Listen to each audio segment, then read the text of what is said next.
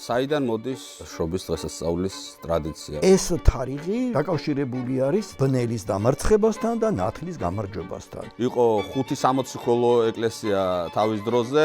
აი ამის გამო იერუსალიმს მიენიჭა იმ 4 საპატრიარქო კათედრის სადარი, პატივი და ღირსება. აქ გარკვეული ისტორიული წყაროების მინიშნებაც გვაქვს და შობას თავისი ადგილი მიუჩინა და ეს ადგილი არის 25 დეკემბერი. უნდა გადავიდეთ ჩვენ ძველ და ახალ კალენდარზე.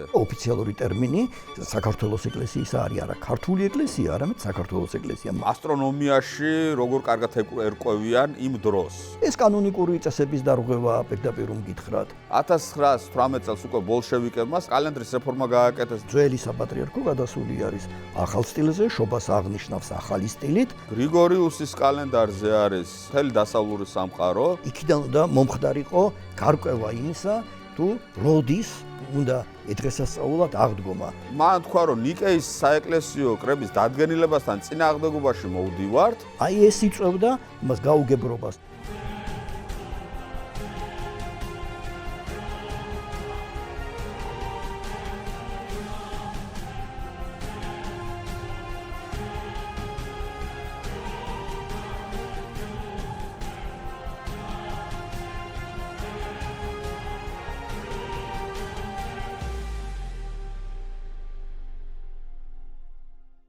მოგესალმებით.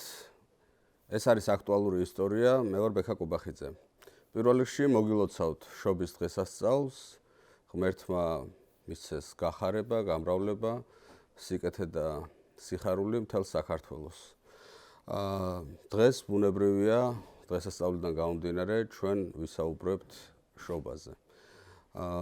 ჩემი დღევანდელი სტუმარი არის ფილოლოგი, ეკლესიის ისტორიკოსი ბატონი ნუგზარ პაპუაშვილი და დღეს ჩვენ გავარჩევთ ისეთ თემებს, როგორც არის ძველი სტილი, ახალი სტილი, ანუ რატომ აღნიშნავენ ზოგნი 25 დეკემბერს შობას, რატომ აღნიშნავთ ჩვენ და ჩვენთან ერთად კიდევ ვინ აღნიშნავს 7 იანვარს. სომხები აღნიშნავენ საერთოდ 6 იანვარს ამ დღესასწაულს. რა ტრადიცია აქვს შობა, საიდან მოდის, როგორ დაწესდა ეს, საიდან ვიცით საერთოდ რომ შობა 25 დეკემბერია თუ 7 იანვარია, ხო? მთელი ეს საკითხები არის ისტორიის კუთვნილება, არა მხოლოდ ეკლესიის ისტორიის, არამედ კაცობრიობის ისტორიის კუთვნილება და ჩვენ შევეცდებით რომ გავარჩიოთ ეს თემები. სანამ გადავალ ბატონ ნუგზართან, გთხოვთ რომ გამოიწეროთ ჩვენი YouTube არხი მისმინე, დაგვალაიქოთ Facebook-ზე, Instagram-ზე, TikTok-ზე, ასევე ჩვენს YouTube არხზე დააჭიროთ ზარის ღილაკს ხელი, რომლის შედეგადაც თქვენ მიიღებთ შეტყობინებებს ჩვენს ახალ ვიდეოებზე და კიდევ მინდა რომ მადლობა გადავუხადო ჩვენს მთავარ პარტნიორს, წყალი მთის, რომელიც გვეხმარება ისტორიული ცოდნის გავრცელებაში. წყლის ძალა მოგცეთ ღმერთმა. ბატონ ნუგზარ, მადლობა პირველ რიგში მობრძანებისთვის და დავიწყოთ. საიდან მოდის შობის ტრადიცია, შობის დღესასწაულის ტრადიცია? როდიდან ზეიმობენ მას ქრისტიანები და როგორ დადგინდა საერთოდ რომ ეს არის 25 დეკემბერი? ანუ თავიდან აი ძველი კალენდრით ყველა 25 დეკემბერს აღნიშნავდა, ხო, იულიუსის კალენდრით. ხო, დიდი მადლობა პირველ რიგში მოწვევისათვის. მოგესალმებით, მივესალმები ჩვენს მაყურებელს და შევეცდები გავცე პასუხი თქვენს კითხვას, რაც შეიძლება მოკლედ. ისე კი ეს ძალიან ვრცელი თემაა, მრავლის მომცველი და ამაზე სხვადასხვა თეორია არსებობს, გამოკვლევები არსებობს, ბევრი წყაროები კიდევ უამრავია და საუბარით შეიძლება დიდხანს გაგრძელდეს ამ თემაზე. მით უმეტეს მე მიმუშავია ამ თემაზე, ბევრი პუბლიკაცია მაქვს, შეიძლება 10-მდე პუბლიკაცია მაქვს ამ თემაზე, საეკლესიო კალენდართან დაკავშირებით. ასე რომ ეს ახლობელი თემაა ჩემთვის და ახლობელი არის იმიტომ, რომ ხედავდი თავიდანვე ამ პრობლემის აქტუალურობას, მნიშვნელობას და საჭიროებას იმისას, რომ მოგვარებულიყო ეს საკითხი, ეს პრობლემა, რადგან რაც დრო გადიოდა და გადის, მით უფრო აქტუალური ხდება ეს საკითხი იმ უბრალო მიზეზის გამო, რომ ეკლესია და სახელმწიფო, საეკლესიო და სეკულარული ცხოვრება, სეკულარული სივრცე, რაც რო გადის, უახლოვდება ერთმანეთს და ეს პრობლემებს კიდევ და კიდევ უფრო თვალსაჩინოს ხდის. ეხლა რაც შეეხება თქვენ შეკითხვას პირდაპირ, რომ გადავიდეთ ამ პასუხზე, ეს რა თქმა უნდა მეცნიერული საკითხია იმ უბრალო მიზეზის გამო, რომ შობის თარიღი საღვთო წერილში, კერძოდ სახარებაში, გასაკვირველია სახარებაში, მოცემული არ არის. განსხვავებით აღდგომისაგან. აღდგომა ასე თუ ისე ვიცით, როდის მოხდა. ვიცით კი არა ზუსტადად შეიძლება გამოვითვალოთ წლის რომელ მონაკვეთში მოხდა ეს სასწაული, ეს მოვლენა, როდის აღინიშნა, რასაც ვერ ვიტყვით შობაზე. იმიტომ რომ შობასთან დაკავშირებით თითქმის არც არანაირი მინიშნება არ არის სახარებაში.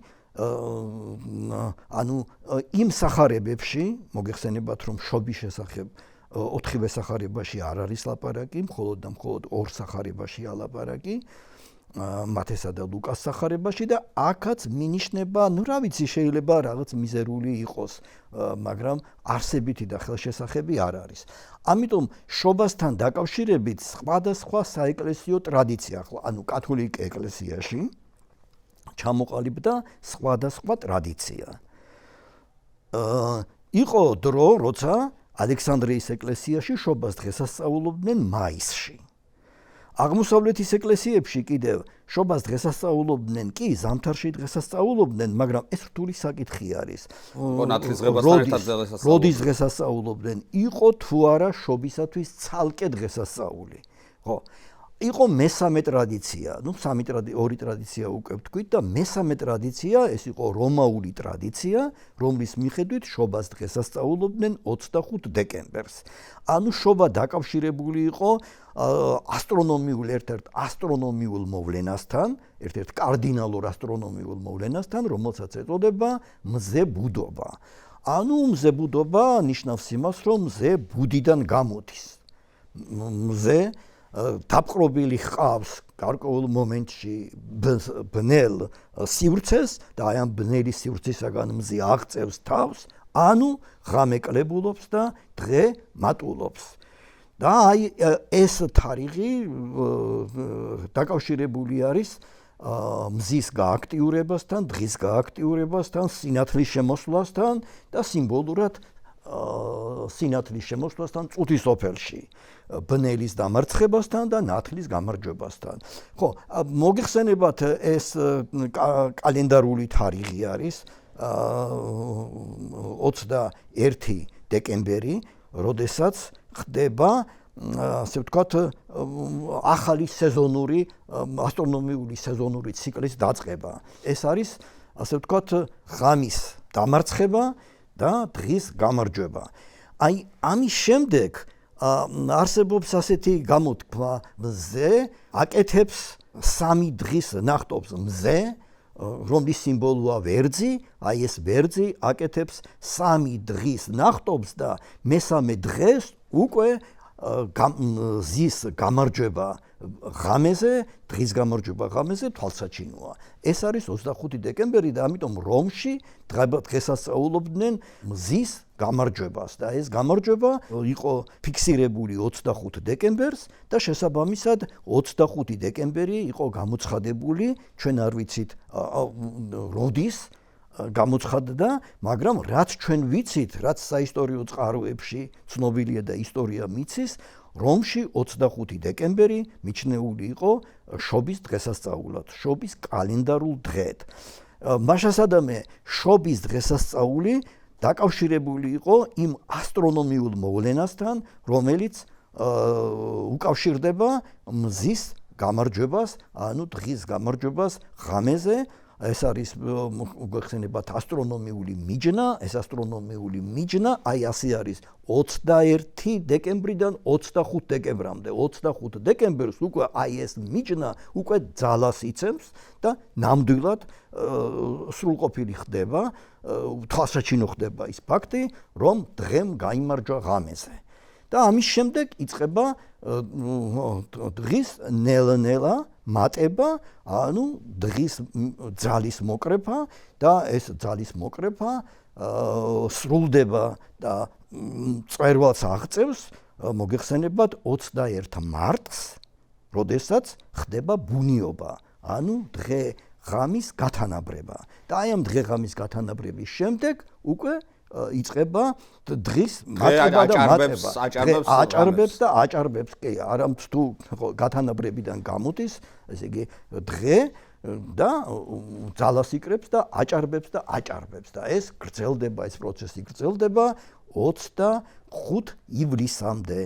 ივნისამდე, უკაცრავად 25 ივნისამდე. 25 ივნისი არის დღესასწაული იოანე ნათლისმცემლის დაბადებისა, იოანის ნათლისმცემლის დაბადების დღე არის ეს დღე და ამის შემდეგ იწყება უკვე პირიქით დღის ნელ-ნელა კლება და კლება და ღამის ნელ-ნელა მატება და მატება და ეს მატება გრძელდება 25 დეკემბრამდე, უკაცრავად 21 დეკემბრამდე გრძელდება და 21 დეკემბრიდან, როგორც მოგეხსენებათ, უკვე იწყება, როგორც მოგახსენეთ, იწყება უკვე აი ეს პროცესი. ამიტომ რომში რომაულმა პრაქტიკამ აი ასე გაიაზრა შობა და მიაჩნდათ ეს უკვე რწმენის ამბავია, არ ვიცი ახლა ისტორიულად და ეს გამოკვლეული არ არის.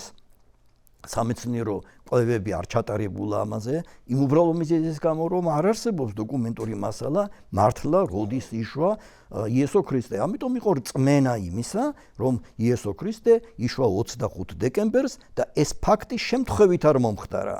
იესო ქრისტე არის ჭეშმარიტი მზე, იგი არა მხოლოდ სიმბოლო არის, სიმბოლოთაც შეიძლება მოვიაზროთ, სიმბოლოთაც შეიძლება მოვიაზროთ და მოვიაზრებთ კიდეც, მაგრამ რწმენის მიხედვით იესო ქრისტე არის ნამდვილი მზე, ჭეშმარიტი მზე და ამ მზემ სწორედ იმ დროს ინება დაბადება, როცა ფიზიკური მზე ძალას იკრებს, გამოდის ბუდიდან, ვერძი აკეთებს სამნახტომს და 21 დეკემბრიდან 25 დეკემბრამდე გრძელდება ეს ხტომის, ასე ვთქვათ, პროცესი, ეს ქართული მითოლოგია ძალიან საინტერესოა. ამ თვალსაზრისით ქართულ მითოლოგიაში ეს ვერძის ნახტომი, სამდღიანი ნახტომი და 25 დეკემბერს უკვე ძალამოსილია, უკვე დღე. ანუ აშკარა ხდება დღის გამარჯვება ღამეზე და იესო ქრისტეს წუთისოფელშიც მოსვლა, სხვა არაფერია, თუ არა სინათლისა და ჭეშმარიტების და სიკეთის გამარჯვება ბნელზე და ბნელ ძალებზე. ხო, ეხლა რაც შეეხება აღმოსავლეთს. აღმოსავლეთში ჩვენ არ ვიცით, იყო თუ არა ტრადიცია 25 დეკემბერს შობის დღესასწაულისა ძველად. თუმცა მორწმუნეებს სწამდათ, მაგალითად იოანე ოქროპირს ვახსენებთ აუცილებლად, იმას სწამდა, რომ იყო ადრე აღმოსავლეთში შობის დღესასწაულად 25 დეკემბერი, მაგრამ სხვადასხვა მიზეზის გამო იყო ეს რაღაც თეოლოგიური მიზეზი, რომელიც დაკავშირებული იყო რაღაც ცდომილებებთან, თეოლოგიურ ცდომილებებთან, აი ამან დაჩრდილა ჭეშმარიტება და აღმოსავლეთში შობის თარიღი გაერთიანდა ნათლისღების თარიღთან. უფრო სწორი იქნება თუ ვიტყვით დღესასწაული. შობისა და დღესასწაული, შობისა და ნათლისღების დღესასწაული გაერთიანდა და მივიღეთ რაღაც კომბინირებული დღესასწაული და აი ეს დღესასწაული იყო გავრცელებული აღმოსავლეთში, კერძოდ ანტიოქიისა და იერუსალიმის ეკლესიებში, ნუ შემდეგ აღმოცენდა კონსტანტინოპოლის ეკლესია, ჰერაკლიის საეპისკოპოსო კათედრა იყო, სანამ კონსტანტინოპოლი შეიქმნებოდა და ჩამოყალიბდებოდა და აი ამ ეკლესიებში შობა და ნათლისღება იდღესასწაულებოდა ერთად და მათი თარიღი იყო 6 იანვარი.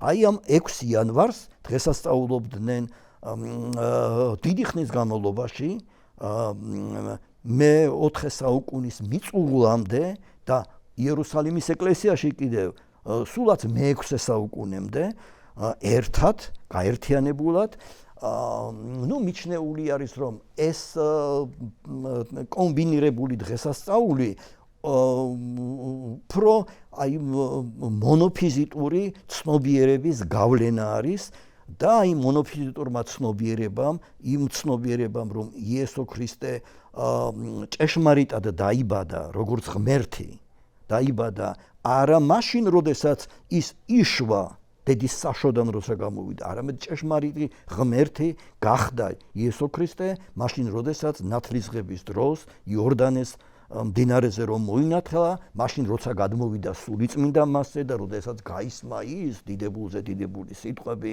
ეს იარაღზე ჩემი აი მაშინ შეუერთდა მას ღვთაება ეს ტელემაყურებელს არ ეგონოს რომ ჩემი აზრია ეს აზრი არსებობდა აღმოსავლეთის ეკლესიებში ეს აზრი მიჩნეული იქნა ერეტიკულ აზრად მაგრამ ამ ერეტიკულმა აზრმა როგორც მკვლევრები ამბობენ წარმოშვა აი ეს კომბინირებული დღესასწაული რომ შობა და ნათლისღება მოაზრებული იქნა ერთ დღესასწაულად ხო ეხლა ბევრი შეიძლება ამაზე და თუ გაინტერესებთ უფრო ჩაუღრმავდეთ ამაზე მაგრამ თქვენ სომხეთი ახსენეთ სომხური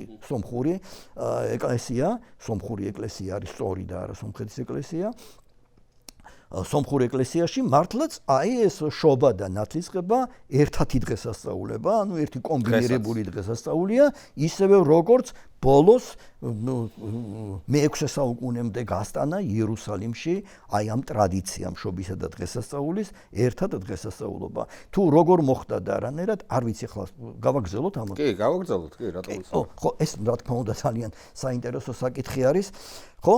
აღმოსავლეთის ეკლესიებში საეკლესიო რეფორმა კალენდარული რეფორმა საეკლესიო კალენდარული რეფორმა დაკავშირებულია ეკლესიის უდიდესი მამის იოანე ოქროპირის სახელთან იოანე ოქროპირმა კონკრეტული წელიც არსებობს 387 წელია თუ 8 წელი დაახლოებით აი ამ დროს არა წარმოთქვა ამ დროს ქადაგება და იმ ქადაგებაში ამბობს რომ უკვე 10 წელია რაც ჩვენ ჩავატარეთ ჩვენი ენაზე რო ვთქვა საეკლესიო რეფორმა ანუ გავყავით აი ეს ორი დღესასწაული ერთმანეთისაგან გავმიჯნეთ ეს ორი სხვადასხვა მოვლენა და სხვადასხვა დღესასწაული ერთმანეთისაგან და შობას მიუჩინეთ ის ადგილი რაც მას ნამდვილად ეკუთვნის რასაც რომის ეკლესია დღესასწაულობს საუკუნეების მანძილზე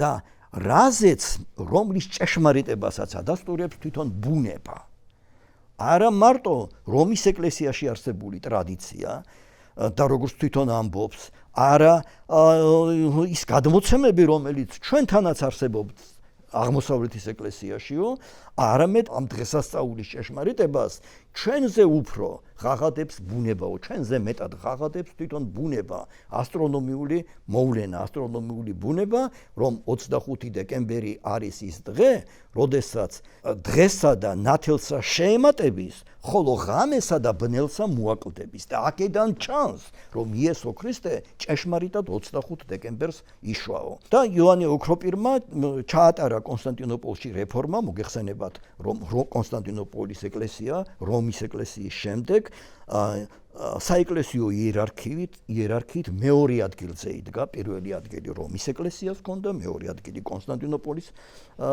გაუცნობიერებელი ხალხი არ შემოგვედაოს უთხრათ რომ იყო 560 ხოლო ეკლესია თავის დროზე მე-11 საუკუნემდე რომი და კონსტანტინოპოლი ერთი დიდი ეკლესიის ნაწილები იყვნენ ორივე და რომი ითვლებოდა პირველად იმიტომ რომ ეს იყო ესე ქრისტეს ნაცვალის დედამიწაზე პეტრეს ან პირველი პაპი იყო ტრადიციის მიხედვით ქრისტიანულ ტრადიციას მიხედვით პეტრე იყო რომის პირველი პაპი და აქედან მომდინარეობდა ეს იერარქია ხო? კი, ამ იერარქიას ერქვა პენტარქია, ანუ ხუთმთავრობა და იგულისხმებოდა რომ 4 მოციქულის მიერ დაარსებული არის მთელი ეკლესია, პირველი რომის მართალია პეტრე 12 მოციქულში არ იყო, მაგრამ სამაგეროდ არა პეტრე თავი მოციქულია, რასაკვირველია პეტრე თავი მოციქულია და პეტრე პირველია, პეტრე მეორე ადგილზე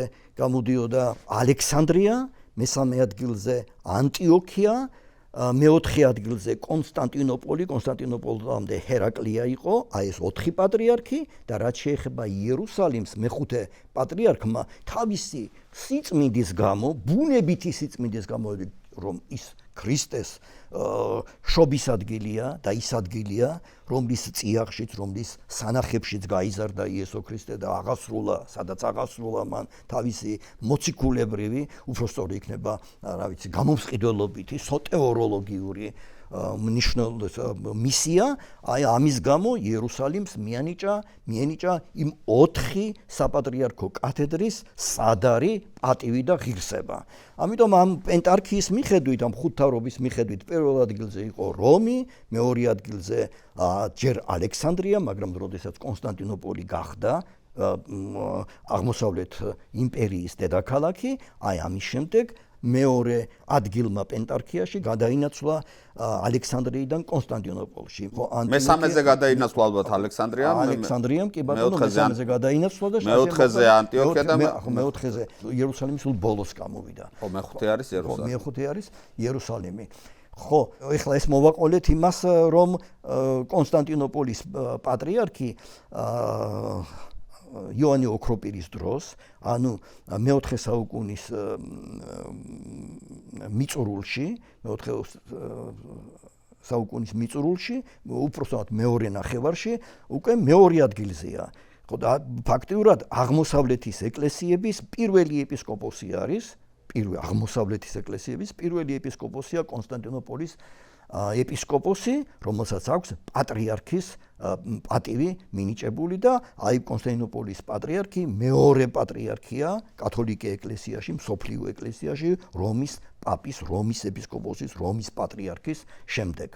ხო და აი კონსტანტინოპოლის პატრიარქმა, ну როგორც თვითონ ამბობს, ჭეშმარიტებიდან გამომდინარე და ჩვენ რასაკვირველია, არ აქვს არავითარი საფუძველი არ ვენდოთ მას, რომ მან მხოლოდ და მხოლოდ ჭეშმარიტებიდან გამომდინარე განახორციელა ეს რეფორმა. ანუ შობა და ნათლისღება გამიჯნა ერთმანეთისაგან და ეს მოხდა როგორც გამომდინარეობს მისი აი ამ ცნობილი ქადაგებიდან 367 წელს და გაავრცელა ეპისტოლე, ცნობილი ეპისტოლე, ჯერ ქადაგება და შემდეგ ეპისტოლე, რომ უნდა ვირწმუნოთ, რომ ჭეშმარიტება ის ტრადიცია, რომელ ტრადიციასაც დღემდე მიჰყვება რომის ეკლესია და რომ ეს ტრადიცია არ იყოს ჭეშმარიტი, მაშინ რომის ეკლესია არ იქნება იმ სიმაღლეზე, რა სიმაღლეზეც დგას, მოგეხსენებათ იმ დროს აღმოსავლეთის ეკლესიებში მძინვარებდა ერესები. რომის ეკლესია დაცული იყო იმ დროს. იმ პერიოდში მე-11 საუკუნემდე ასეთი ვითარება იყო, რომ აღმოსავლეთის ყველა მართლმადიდებელი რომის ეკლესიას შეხურებდა იმედის თვალით და მიაჩნდა ავტორიტეტად. იმ უბრალო მიზეზის გამო, რომ რომის ეკლესიაში ერესები თითქმის არ იყო. თითქმის დაცული იყო რომის ეკლესია ერეტიკული მოძღვრებებისაგან და იოანე ოქროპირისთვისაც აი რომის ეკლესია იყო იდეალი. ასეთი იდეალი იყო მეორეს დიდი საეკლესიო მამისთვის, მაქსიმე აღსარებლისთვის, რომელიც აღმოსავლეთიდან წავიდა რომში და რომში აფარა თავი, იმიტომ რომ იქ ეგულებოდა ჭეშმარიტება. ასევე იყო კიდევ მესამე, ასე ვთქვათ, უდიდესი საეკლესიო მამა, თითქმის ყველა მამა შენატროდა რომის ეკლესიას. ხო და იოანე ოქროპირი ამბობს, რომ ის ტრადიცია, რომელიც რომის ეკლესიას არ აქვსო, რომ არ იყოსო ჭეშმარიტიო, რომის ეკლესიაში მართლმადიდებელი სარწმუნოებაო, ხო მართლმადიდებელ სარწმუნოებას თვითონ არ ამბობს, მაგრამ კათოლიკე სარწმუნოებაო, ასე ვერ აყვავდებოდა და ვერ გაიფურჩქნებოდაო. და ამიტომ მიაჩნია მას, რომ შობის თვალსაზრისითაც, შობის კალენდარული თვალსაზრისითაც რომის ტრადიცია არის ჭეშმარიტი ტრადიცია და აი ეს ტრადიცია უნდა გადმოენერგა აღმოსავლეთის ეკლესიებში და გადმონერგა კიდეც.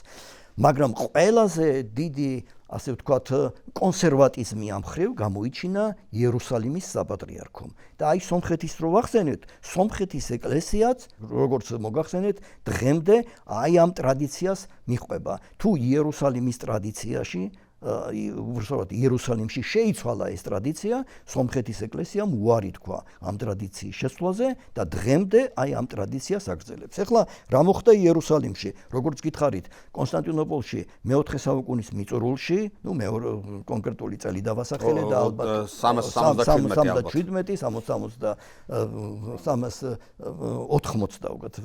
90 წლის შემდეგ გააკეთა იოანე ოქროპირმა ეს ცნობილი ქადაგება და მოწოდება მაშინ გააკეთა, რომ აბა მიბაძეთ, რომ მივბაძოთ ყველამ რომის ეკლესიას, ჩვენ ჩავატარეთ ეს რეფორმა, კალენდარული რეფორმა და სხვებსაც მოუწოდა, თქვენაც ჩაატარეთო. ანტიოქიამ როგორც ჩანს დაუჯერა, ალექსანდრიამაც დაუჯერა, ალექსანდრიაში როგორც მოგახსენით, ცოტა სხვა ტრადიცია იყო, მაგრამ ალექსანდრიაშიც განხორციელდა ეს რეფორმა იოანე ოქროპირის მოწოდებისამებრ. ხო, კონსტანტინოპოლმა ყველაზე ადრე განახორციელა ეს რეფორმა.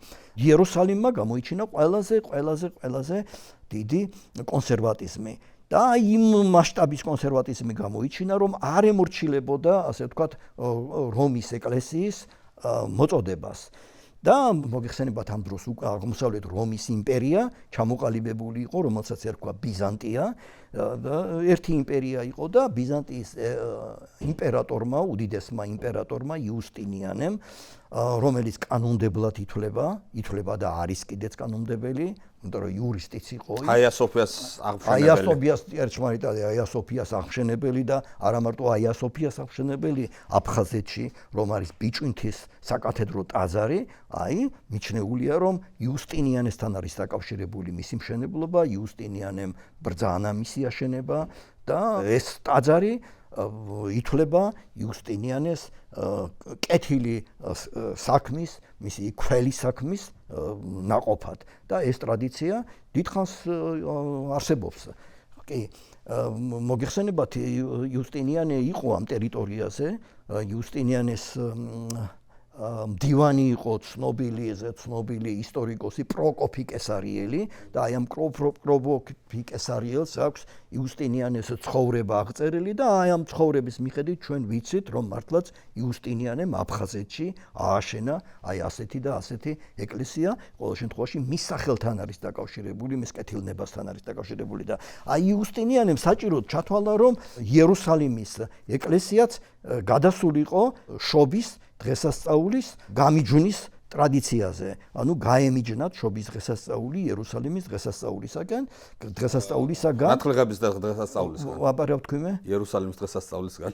შეიძლება ასეც ითქვას, იმიტომ რომ იერუსალიმმა გამოიჩინა ისეთი დიდი ერთგულება ამისა, რომ როდესაც კალენდარზე ვლაპარაკობ, შეიძლება ეს შეცდომა, ახლა რაც დაუშვიმე, არ იყოს თლათ უსაფუძვლო შეცდომა, თუმცა შეცდომაა, რა თქმა უნდა. კი ბატონო, მართალ ვწანებთ. ხო, კი, და ამისთვის მან ჩაატარა ასეთი წერილობითი, კვლევაძიებითი სამუშაო, ისტორიულ-ფილოლოგიური სამუშაო და გააერთიანა ყველა დოკუმენტი, რომელიც ლაპარაკობდა და ლაპარაკობს დღესაც შობისა და ნათლისღების სხვადასხვა დღესასწაულად გამოცხადებისა და აღიარების შესახებ. ხო და მან შეადგინა ეპისტოლე, რომელიც არის ძალიან მნიშვნელოვანი ეპისტოლე, ასე ეწოდება იუსტინიანე აღმოსავლეთის ეკლესიებს და განსაკუთრებით იერუსალიმის ეკლესიას.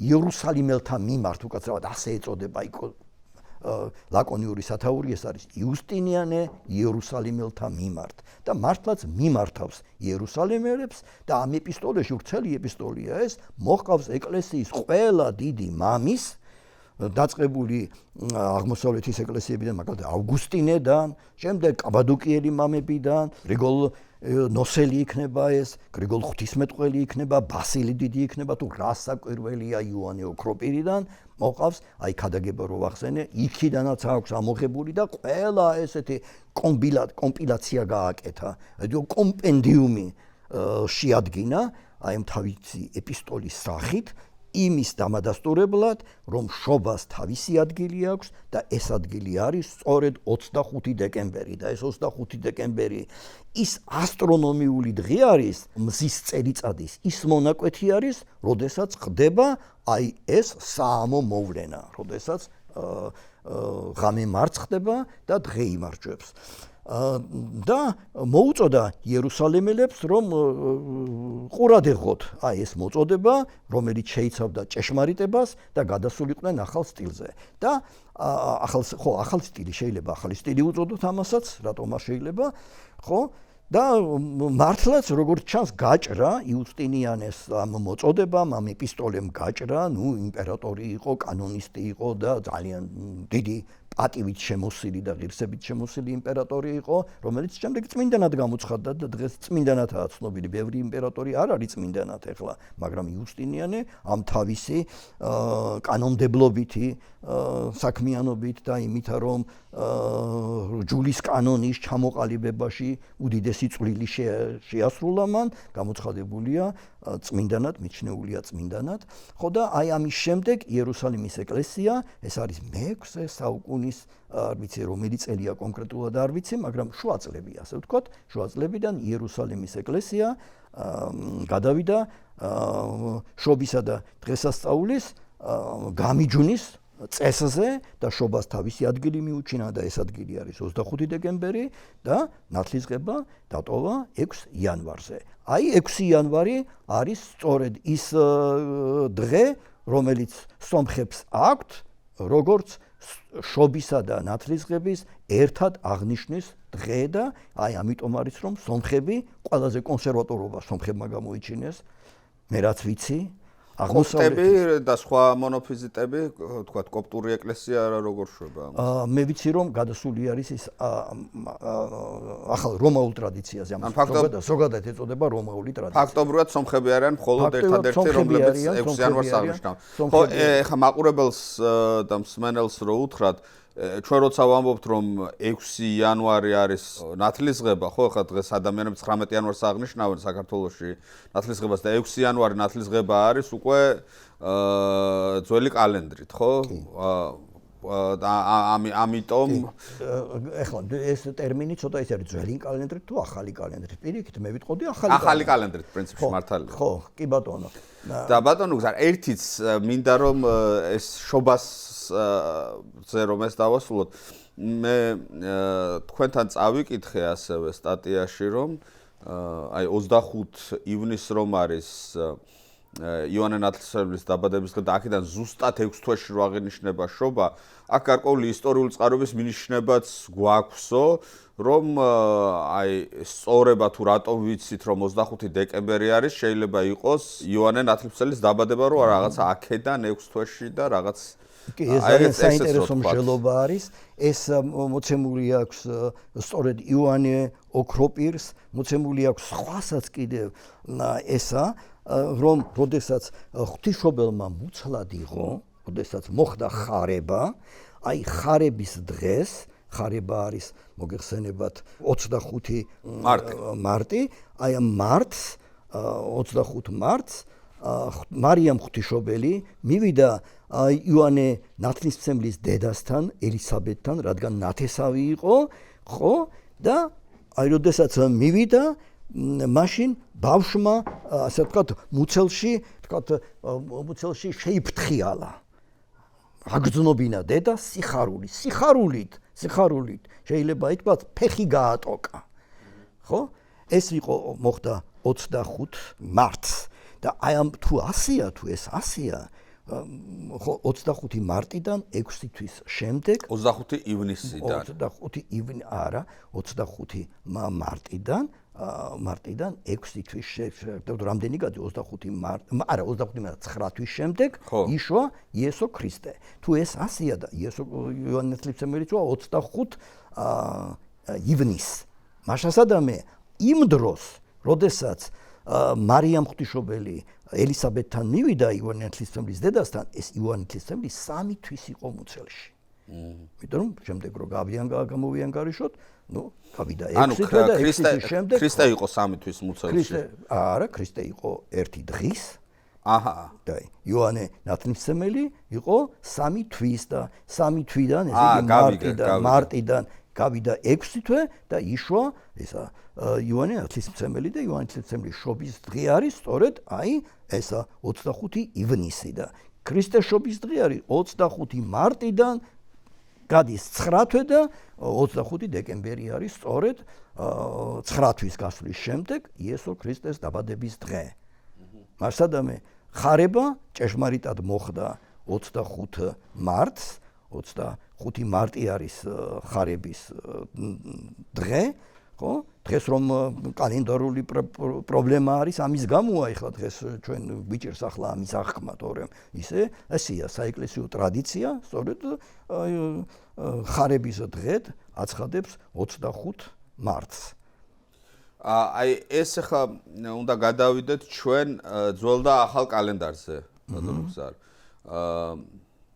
ეს 1582 წლის ცნობილი ბულა პაპის გრიგორი მე-13-ს, რომელმაც ასე ვთქვათ, გრიგორიანული კალენდარი შემოგთავაზა და აქ მაყურებელს ტერმინები არ უნდა შეეშალოს, თუ თქვათ სოფხურ ეკლესიას ეძახიან ხოლმე გრიგორიანულ ეკლესიას და ეს გრიგორიანული კალენდარი არის 1582 წლიდან, ეს ორი გრიგორიანელობა ერთმანეთთან არანაირ კავშირში არ არის, სხვადასხვა უბრალოდ სახელის დამთხევა არის, უბრალოდ სომხეთის გამაქრისტიანებლად ითვლება გრიგორი განმანათლებელი და ამიტომ არიან ისინი გრიგორიანელები და გრიგორი განმანათლებელი ეს მე-4 საუკუნე არის. ხოლო პაპი გრიგორი მე-13, რომელმაც გრიგორიანული კალენდარი შემოიტანა, ეს მე-16 საუკუნის რომაელი მოღვაწე არის და არაფერი კავშირი არ აქვს ამ ორ გრიგორიანელობას, ანუ გრიგორიანულ კალენდარსა და გრიგორიანულ წმენას ერთმანეთთან არანაირი კავშირი არ აქვს, ეს თავშივე რო გავუმიჯნოთ. ესე იგი, მანამდე კაცობრიობას აქვს მოყოლებული ჩვენ წელთაღრიცხვამდე პირველი საუკუნიდან იულიუს კეისრის მიერ დადგენილი კალენდარი. ეს არის იულიანური კალენდარი, მზის კალენდარი და სხვათა შორის ახლა ჩვენ აი ამდენი მზებუდობაზე ვისაუბრეთ და საუბარი არის ბუნიობაზე ვისაუბრეთ. საუბარი არის რა პერიოდზე, ხო? ახლა ცეზარი, კეისარი უფრო სწორად ჩვენ წელთაღრიცხვამდე არის. ეს ახლა მე-4 საუკუნის ამბებზე ვლაპარაკობ და ადამიანები ასტრონომიაში როგორ კარგად ერკვევიან იმ დროს, ხო? ანუ მზის მიხედვით როგორ კარგად განსაზღვრავენ კალენდრებს და მაგრამ ესე იგი ეს კალენდარი იულიანური კალენდარი მოქმედებს და უნივერსალური არის მთელ მსოფლიოში ფაქტობრივად მე-16 საუკუნემდე და მე-16 საუკუნეში კერძოდ 1582 წელს პაპი გრიგორი მე-13 გამოსცემს ბულას, ბულა ქართულად რა ბრძანება შეიძლება ითქვას. სიგელი ასე ვთქვათ. სიგელი, ხო? ან ედიქტი რაღაცა ესეთი. ბატონო, ერთი შეიძლება მეორე სიგელი. გამოსცემს, რომლითაც ესე იგი ათანამედროვებს კალენდარს და უკვე ანუ რაში გამოიხატება ეს ათანამედროვე? აი ძველი კალენდარიც რო ახსნათ, ბატონო გზა, რა იყო ეს ძველი კალენდარი, მე რა ხარვეზები ქონდა და რატომ მოუწია ამ გრიგორი მე-13-ს ამ ახალი კალენდრის გამოცემა. რო დავაზუსტოთ ახლა თქვენ ნათქვამში ტერმინები, ხო? ალბათ უმჯობესი იქნება ვიხმაროთ არა გრიგორიანული კალენდარი, არამედ გრიგორიუსის კალენდარი, ან კიდევ გრიგორის კალენდარი, ან გრიგორისეული კალენდარი. და რაც შეეხება სომეხთა სარწმუნოების მისამართით გრიგორიანულს, ეს სომხები კატეგორიული წინააღმდეგი არიან მაგისა და თვლიან რომ ეს მე-19 საუკუნეში შემოვიდაო ჩვენს და მით უმეტეს ახლა გრიგორ განმანათლებელი იყო მართლმადიდებელი, არავით არის კავშირი იმას იმ სარწმუნოებასთან, რომელიც მიჩნეულია სომხურ სარწმუნოებად, ანუ მონოფიზიტობად, ანტიქალკედონიობასთან ცხადი არაფერი კავშირი ჰქონდა, იმიტომ რომ მთელი საუკუნით ადრე ცხოვრობდა ის და მეტით კიდევ, ხო?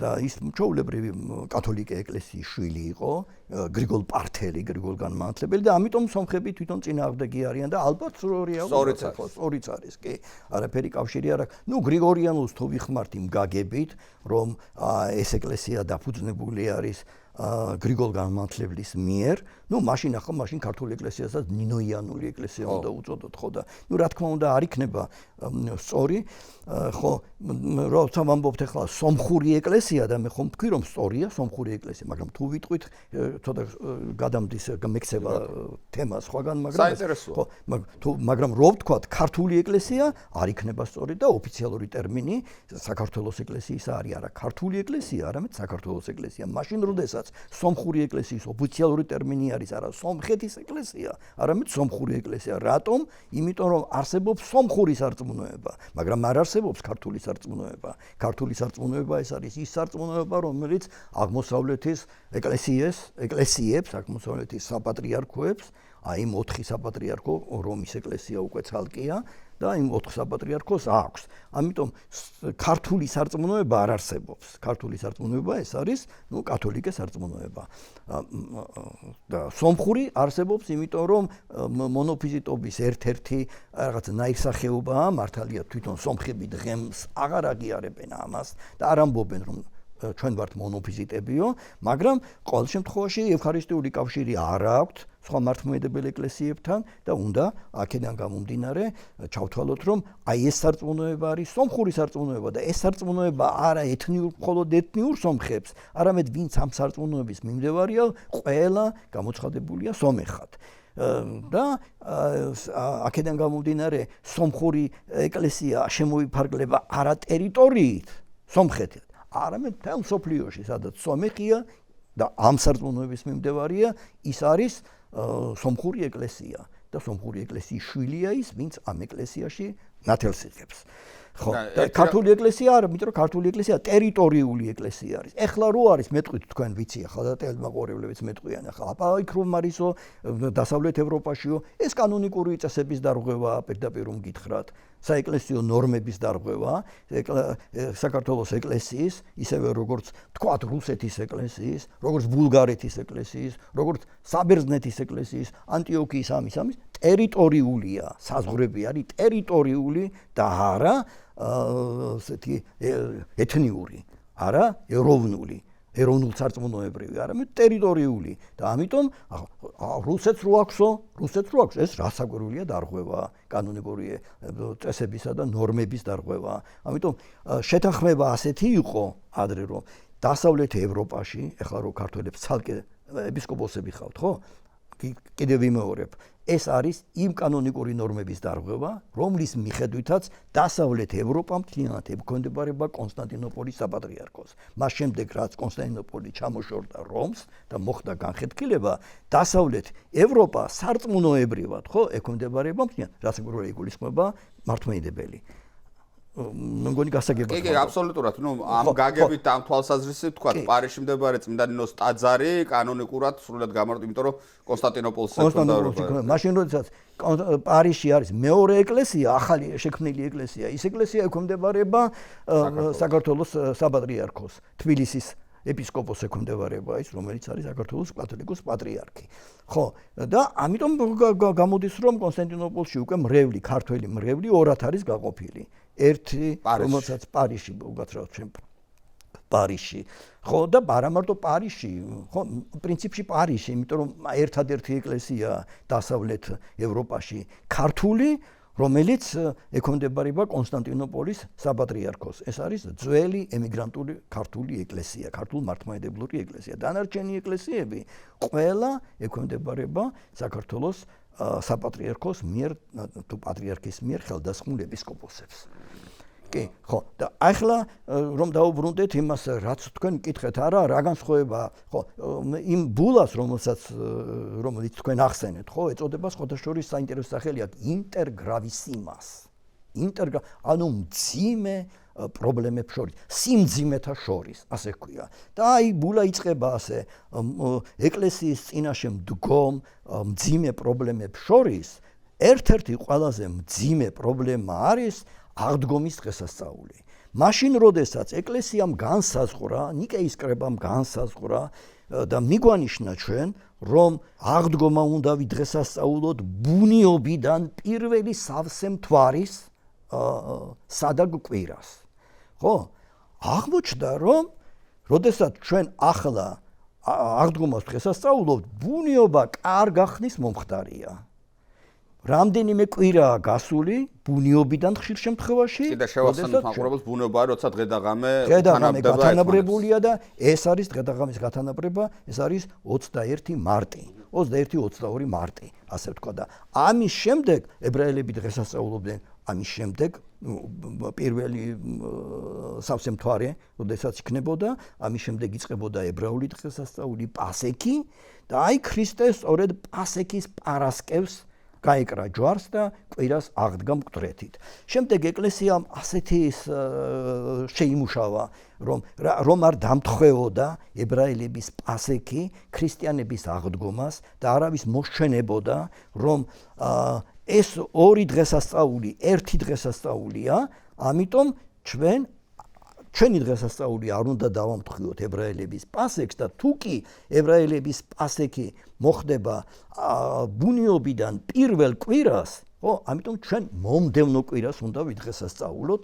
ეს არის წესია, საეკლესიო განაწესია, რომელსაც ახლა ასტრონომიულ კალენდართან პირდაპირ კავშირი არ აქვს. ეს არის პრინციპი. ეს კალენდარის პრობლემა არის, რომ ნიკეის საეკლესიო კრების მიერ ბუნიობად მიჩნეული 21 მარტი ეს ნიკე არის 325 წელი. ნიკე არის 325 წელი. იმ დღეს, იმ წელს, როგორც ჩანს, ალბათ ასია, იმ წელს ბუნიობა მოდიოდა 21 მარტს. მაგრამ იმ უბრალო მიზეზის გამო, რომ წუთისოფლის არც ერთი მოვლენა არ არის სრულყოფილი და მათ შორის არც კალენდარული სისტემა არ არის სრულყოფილი.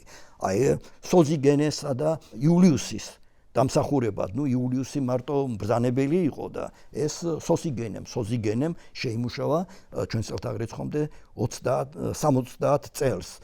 ეს თუ 67 წელს, ეს კალენდარი შეიმუშავა. ეს კალენდარი იყო იმდროინდელი მეცნიერების ნაყოფი, რაც მეცნიერებას მაშინ ცოდნა ჰქონდა, იმის საფუძველზე შეიმუშავა ეს, რომ დედამიწის შემოbrunება შემოტრიალმა მზის გარშემო, მზის გარშემო, რაც შეიძლება ყოფილიყო რეგულარული და რაც შეიძლება ყოფილიყო თანაზომიერი, რომ ერთსა და იმავე დროს მომხდარიყო.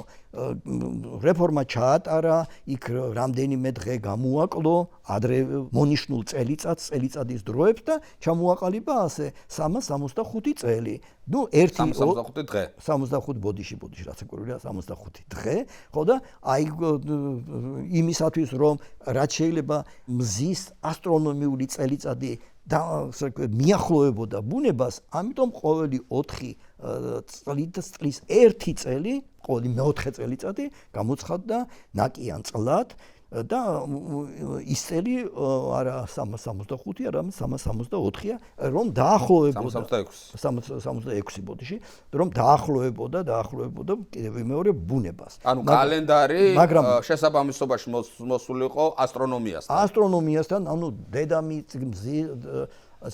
დედამიწის შემოbrunებასთან მზის გარშემო. მაგრამ კიდევ მეორე წუთისოფელში არაფერი სრულყოფილი არ არის და როდესაც ასტრონომებმა ნახეს, რომ ის 21 მარტი, რომელიც ნიკეის კრებამ გამოაცხადა აღდგომის ათვლის წერტილად, საწყის წერტილად, ანუ საორიენტაციო წლად, იქიდან უნდა მომხდარიყო გარკვევა იმისა, თუ როდის უნდა დღესასწაულად აღდგომა, როდის აივსებოდა მთვარე და თუ არ დაემთხვეოდა ეს მთვარის ავსება ებრაელების პასექს, მაშინ იმ დღეს, თუ დაემთხვეოდა, მაშინ ერთი კვირის შემდეგ. ხო, უკვე ეს 21 მარტი დაშორებული იყო იმ ასტრონომიულ 21 მარტს, რომელიც დაფიქსირებული იყო ნიკეის კრების მიერ. ესე იგი, ამას ქვია პრეცესიის შედეგად ყოველ წელიწადს დედამიწის შემოტრიალება მზის ორბიტაზე რამდენიმე წუთით იკლებს და ეს რამდენიმე წუთი რომ ერთიანდება, უკვე 128 წლის განმავლობაში იძლევა ერთი დღეღამის ცდომილებას. და სწორედ აი ამ ცდომილებამ გამოიწვია ის, რომ მე-4 საუკუნიდან მე-16 საუკუნემდე უკვე აი ეს 21 მარტი, რომელიც მონიშნული იყო ბუნიობის დღედ, 13 დღით იყო დაშორებული, აბუქაცრავად 10 დღით. დღეს არის 13 დღით და მალე 14 დღით იქნება. მაშინ 10 დღით იყო დაშორებული.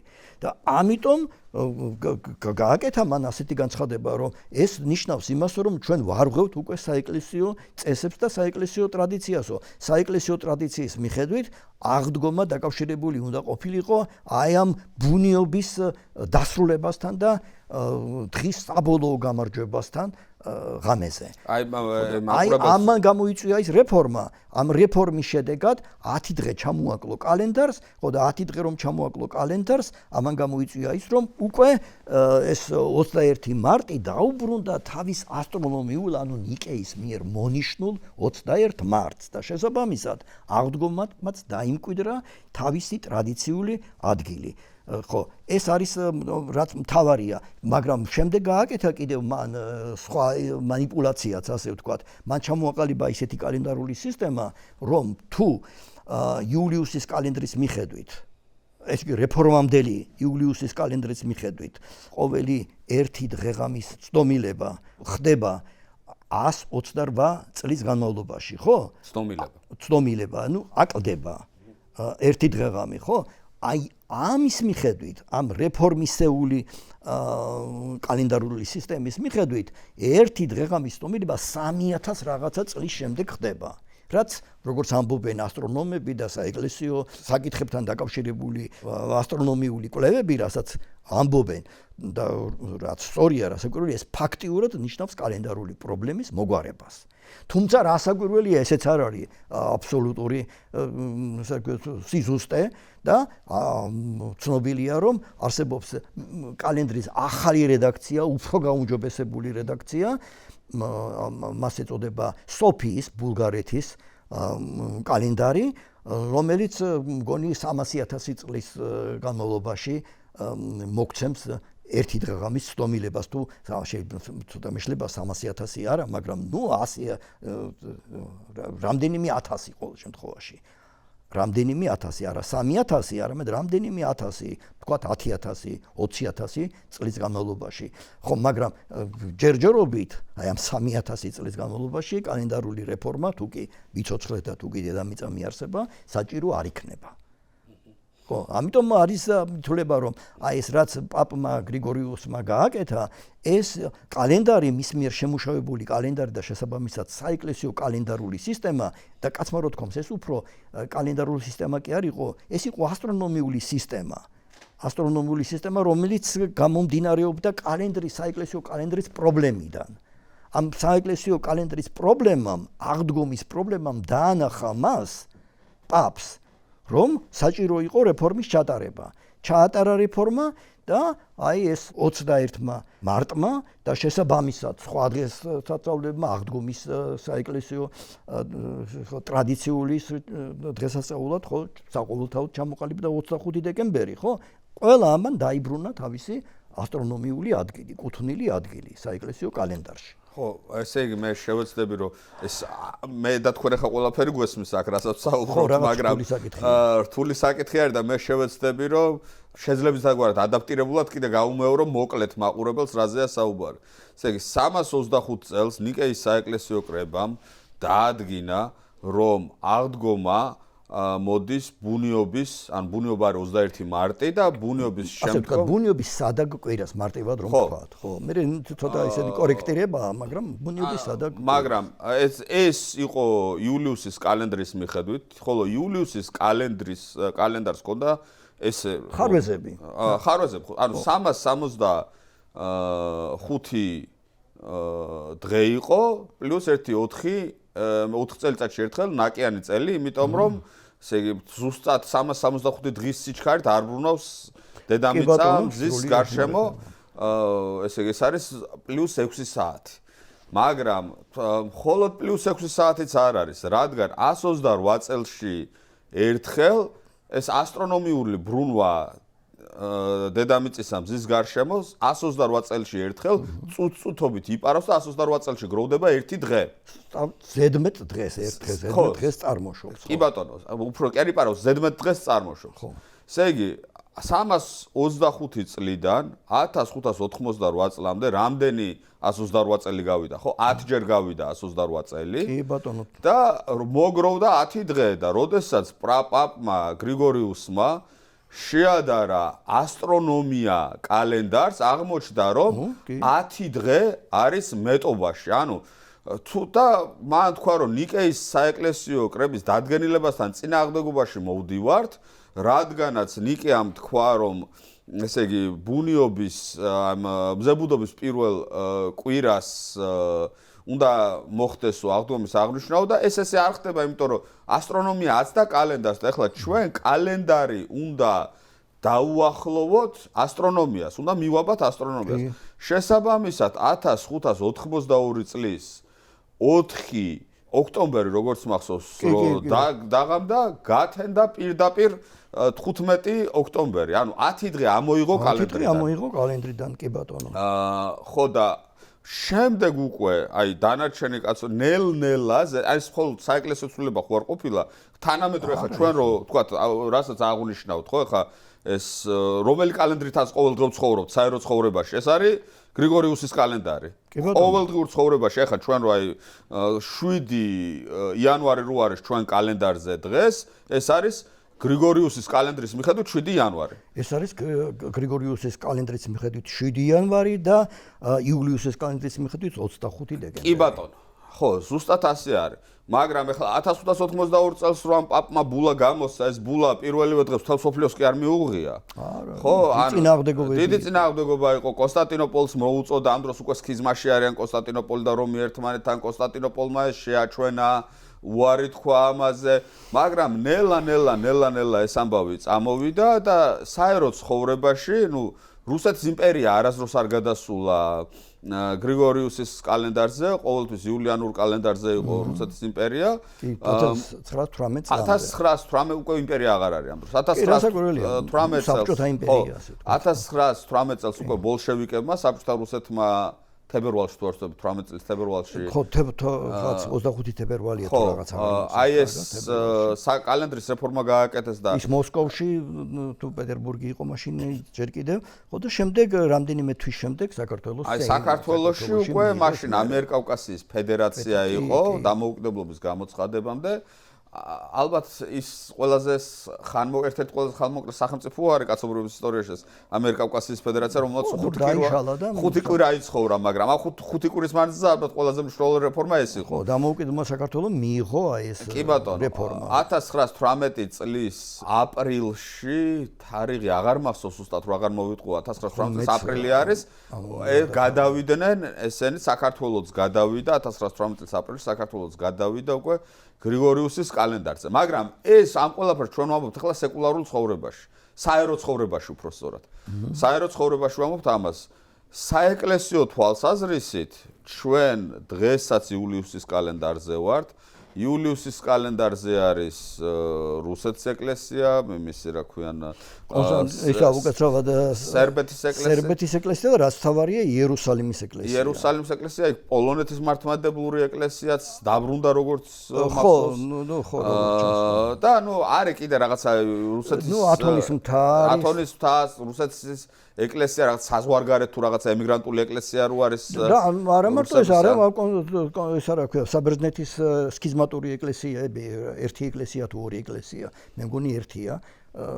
სქიზმატური ეკლესია. ესე იგი, რომელმაც არ მიიღეს, იქ საბერძნეთში არ მიიღეს და იქაც წინააღმდეგობა გაუწიეს. კი ბატონო, ანუ ესენი არიან იულიუსის კალენდარზე, ხოლო გრიგორიუსის კალენდარზე არის მთელი დასავლური სამყარო. ეს არის კათოლიკური სამყარო. მთელი მსოფლიო რა კათოლიკური სამყარო, მთელი მსოფლიოს ქრისტიანები არიან, ასე ვთქვათ, ახალ სტილზე იულიუს კალენდარს ეწოდება, იულიუსის კალენდარს უწოდებთ ძველ სტილს და გრიგორიუსის კალენდარს ახალ სტილს და ამ ახალ სტილზე, ანუ გრიგორიუსის კალენდარზეა მთელი მსოფლიო საქრისტიანო გარდა იმ ეკლესიებისა, რომელიც ახლა ჩამოვთვალეთ. მართლმადიდებლური სამყარო ამ ხრივ გაყოფილია ორად. კი ბატონო. კონსტანტინოპოლი, ალექსანდრია, ანტიოქია, აი ეს სამი საპატრიარქო გადასული არის, სამი ძველი საპატრიარქო გადასული არის ახალ სტილზე, შობას აღნიშნავს ახალი სტილით, მაგრამ აღდგომას ანგარიშობს ისევ ძველი სტილის, იულიუსის სტილის 21 მარტის მიხედვით.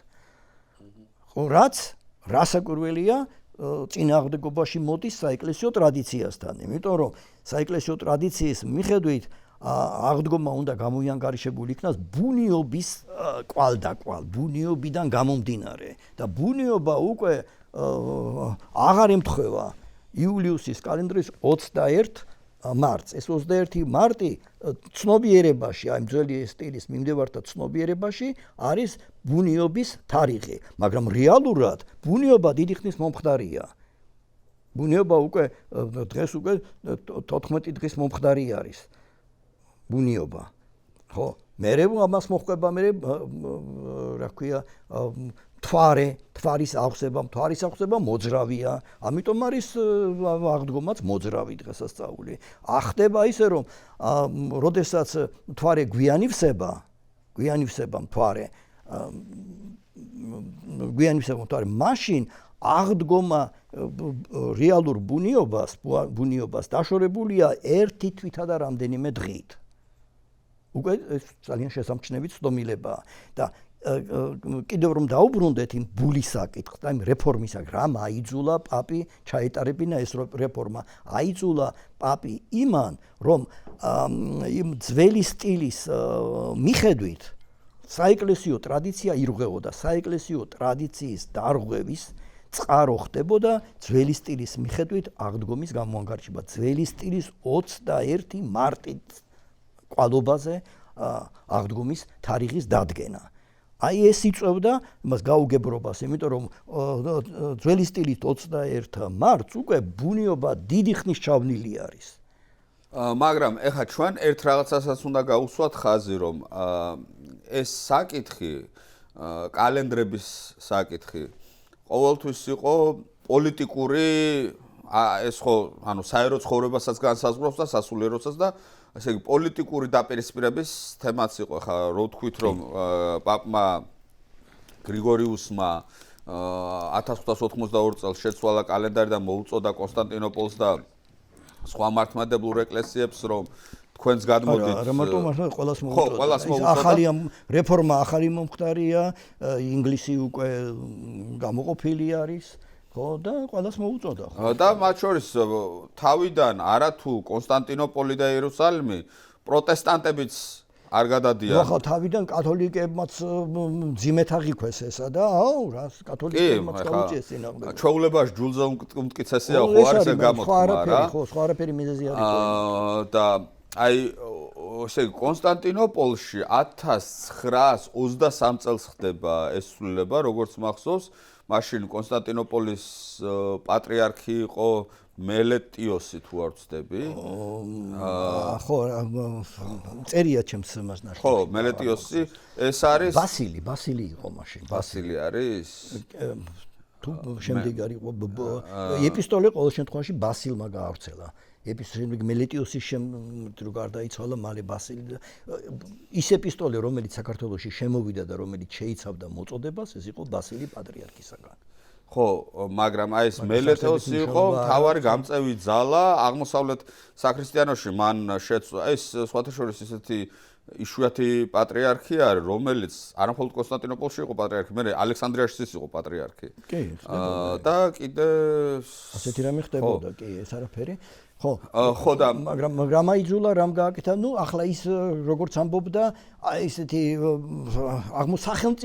აღმოსავლეთის სახელმწიფოები გადასული არიან ახალ კალენდარზე. ხო, ახალ კალენდარზე თურქეთი ეს ის გადავიდა, შეიძლება იმ წელს არ თურქეთში მგონი ცოტა მე რამდენიმე წლის შემდეგ მოხდა, მაგრამ გამოცხადებული კი იყო. პროგრამა უკვე შემუშავებული იყო, რომ თურქეთი გადასული იყო ახალ სტილზე. ეს გრიგორიუსის კალენდრის მიხედვით უნდა გაიმართათ წლის კალენდარი, თავიანთი წლის კალენდარი და მან თქვა რომ საეკლესიო წესის მიხედვით, საეკლესიო ტრადიციის მიხედვით არ შეიძლება, არ არის სასურველი, ასე ამბობდა ისა, იყოს ასეთი განსხვავება, ასეთი გამიჯვნა საეკლესიო და საერო სახელმწიფო კალენდრებს შორის, რომ ჩვენი დღესასწაულები უნდა მისადაგებული იყოს საერო ცხოვრებაში მოქმედ კალენდართან. წინააღმდეგ შემთხვევაში მაშინ მოგვიწევს ის, რაც მოგვიწია ჩვენ ქართველებს, რომ შობა, ეხლა რამდენმა იცის ახლა შობა როდის არისო, რო გკითხო. რას გეტყვიან? შობა გეტყვიან 25 დეკემბერსო, გეტყვიან 7 იანვარსო, ხო? და ასეც იყო მე ბრძოლებმა მაშინ კირიონმაც კი, კათოლიკოს კირიონმაც კი, როდესაც საქართველოში მოხდა ეს კალენდარული რეფორმა 1918 წელს, როდესაც იმ სეიმმა მიიღო ეს გადაწყვეტილება, ამიერკავკასიის სეიმმა როდესაც ეს გადაწყვეტილება მიიღო, კირიონმა მიზანშეწონილად მიიჩნია, რომ კალენდარში, ესე იგი, თარიღები დღესასწაულებისათვის მიეწერათ ახალი სტილის მიხედვით და ამ თარიღების მიხედვით ხარების დღესასწაულად გამოცხადდა 7 ასე იქნებოდა მე მგონი 7 აპრილი ნინოობის თარიღად გამოცხადდა 27 იანვარი გიორგობის თარიღად აი რაც ახლა არის 23 იანვარი ნოემბერი რაც რასაკურველია საეკლესიო ტრადიციის დარღვევა არის საეკლესიო წიგნებში, ლიტურგიკულ წიგნებში, საგდომსახურო წიგნებში ყველგან შობის თარიღი არის 25 დეკემბერი. ნათლისღების თარიღი 6 იანვარი. მაშინ როდესაც ახლა დღეს ვინ იცის რომ 6 იანვარია ნათლისღების თარიღი. ნათლისღების თარიღი ყველა ცნობიერებაში გამჯდარი არის 19 იანვარი. ხო და ამის წინააღმდეგი იყო ის მელიტოსიცა და ის ბასილი პატრიარქიც. ისე ამბობდა რომ იმისათვის რომ ჩვენ შევინარჩუნოთ საეკლესიო ტრადიცია, ამისათვის საჭიროა ის კალენდარი, რომელიც შემოღებულია უკვე და დამკვიდრებულია ჩვენ ცხოვრებაში, აი ამ კალენდრის მიხედვით გავმართოთ ჩვენ საეკლესიო დღესასწაულები. დღეები და დღესასწაულები. ეხლა მინდა 2-3 სიტყვა თქვა, აი პარალელურად მიმდინარეობდა 1917 წლიდან პროცესი ჩვენთან და რუსეთში. ეხლა ეს ერთი იმპერიის შემადგენელი ნაწილი იყო საქართველო და რუსეთი, ხო, ბუნებრივია საქართველო დაპყრობილი 1917 წლამდე და ბოლშევიკები, როდესაც გადატრიალების შედეგად მოდიან ხელისუფლებაში, ბოლშევიკური ხელისუფლებაა, ეს არის რევოლუციონერების ხელისუფლება, რევოლუციური ხელისუფლება, მათ წარსულთან ყოველგვარი კავშირის ასე რომ ვთქვათ, წაშლა უნდათ ამ რევოლუციურ გარემოში და შესაბამისად ერთ-ერთი პირველი რასაც აკეთებენ არის კალენდრის ცვლილება, მაგრამ 1917 წელსვე აღადგენენ რუსეთში პეტრეს მიერ გაუქმებულ პატრიარქის ტახტს, პატრიარქის ინსტიტუტს და პატრიარქი ხდება ტიხონი, რომელიც რუსეთის მართლმადიდებლურ ეკლესიას წმინდანად ყავს შერაცხული და ტიხონი უწევს წინააღმდეგობას, ეწინააღმდეგება ბოლშევიკებს და მას უნდა ძველი კალენდრის დატოვება, შენარჩუნება უნდა. შემდეგ, ესე იგი 1923 წელს თუ არ ვცდები, ტიხონს იჭერენ და ესე იგი ამის თუ 22-ში თუ 23-ში ხო ამის საქართველოში პარალელურად მიმდინარეობს სინქრონული პროცესები. საქართველოში პატრიარქ ამბროსი ხელაიას იჭერენ და როგორც საქართველოში, ისე რუსეთში პატრიარქების დაჭერილობის მომენტში საეკლესიო კრებები, იქაც აბნაველნეცები ერქვათ ამას, განმაახლებლები, ჟივაია ცერკვა, ცოცხალი ეკლესია, პარალელურად არსებობდა როგორც დაპირისპირებული მაგისტრალური ტიხონთან და საერთოდ ეკლესიის მაგისტრალური. საქართველოში ზუსტად ესეთივე ჯგუფი არსებობდა ქრისტეფორე ციცქიშვილის მეთაურობით, რომელიც შემდეგ პატრიარქი გახდა ამბროს ხელაიას გარდაცვალების შემდეგ და აი ერთი მხრივ ტიხონის რუსეთში და მეორე მხრივ საქართველოში ამბროსის დაჭერის შემდეგ იქ ამ აბნავლენცებმა, ანუ განმაანახლებებმა ცოცხალმა ეკლესიამ და აქ ქრისტეფორე ციცქიშვილმა შეცვალეს საეკლესიო კალენდარი და ის 25 დეკემბერი გახადეს შობა. ანუ გრიგორიანულ კალენდარზე მანამდეც მოხდა და თუ გნებავთ გეტყვით. მაგრამ ხო, ეხლა ერთით დასაზუსტებელია, მაგრამ იქ ბოლშევიკებმა არ ვიცი მაგ მოტივით ახლა რომ ძველი რაც იყო, იმას დაპირისპირებოდნენ, ხო, ასე თქვით არა თქვენ. ხო, ისინი თვითონ ამბობდნენ რომ ჩვენ ევროპელები ვართ, ევროპული მათ მიაჩნდათ, რომ ცივილიზებულ სამყაროსთან გვაქვსო ჩვენო კავშირიო და რაც ცივილიზებულ სამყაროშია, ეს ითვლება კი არა აღიარებდნენ ეს მეცნიერების პროდუქტად, მეცნიერების მიღწევად და თვლიდნენ და ამხარი ამ საქმეში საფუძვლიანად თვლიდნენ და სამართლიანად, რომ კალენდარი არის ასტრონომიული მოვლენა, ანუ მეცნიერული მოვლენა, მეცნიერების პროდუქტია და ჩვენ ჭეშმარიტი მეცნიერება ვართ, ეს ეკლესია არის არამეცნიერება, ცრუ მეცნიერება, ჩვენ ჭეშმარიტი მეცნიერების სამსახურში ვართ და აი ეს ამას ამბობდნენ ისინი მოტივად, რამაც განაპირობა აი ლენინის ის ცნობილი კალენდარული რეფორმა.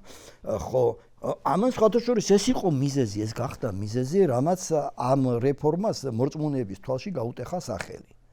ეს იყო, იმიტომ რომ მათ მიაჩნდათ მორწმუნეებს მიაჩნდათ, რომ ეს კალენდარული რეფორმა და მით უმეტეს კალენდარული რეფორმა ეკლესიაში, ხო, ამის მიხედვით, ამ საერო კალენდარული რეფორმის გავლენით, საეკლესიო კი არა, საერო კალენდარული რეფორმის გავლენით, კალენდარული რეფორმა ეკლესიაში სრულიად მიუღებელია.